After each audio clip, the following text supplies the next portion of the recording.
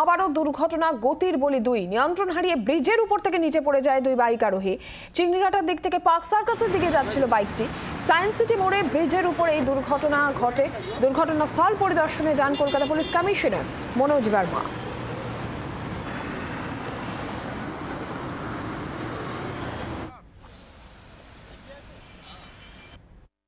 রবিবার সকালে মা ফ্লাইওভারে মর্মান্তিক দুর্ঘটনায় প্রাণ গেল দুই বাইক আরোহী। যেটা পুলিশ সূত্রের খবর যে এই দুই বাইক আরোহী, যাদের একজনের নাম দিলশাদ আলম এবং অপরজনের নাম আনিস রানা, তারা বাইকে করে মর্নিং ওয়াক সেরে বাড়ি ফিরছিলেন, যারা কিনা পোদ্দারকোট এলাকার বাসিন্দা।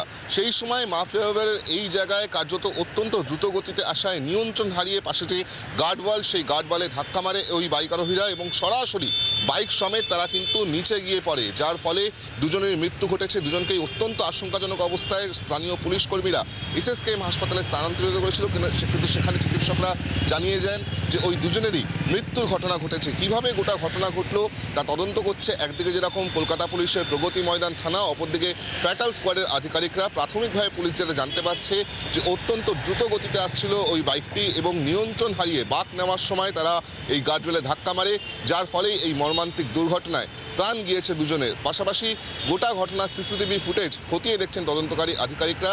ইতিমধ্যেই পুলিশের তরফ থেকে একটি অস্বাভাবিক মৃত্যুর মামলা রুজু করে তদন্ত শুরু করা হয়েছে, এমনটাই লালবাজার সূত্রের খবর। জি 24 ঘন্টার জন্য ক্যামেরায় সৌমেন্দ্রের সঙ্গে বিক্রম দাস ও নান্টু হাজরা, কলকাতা।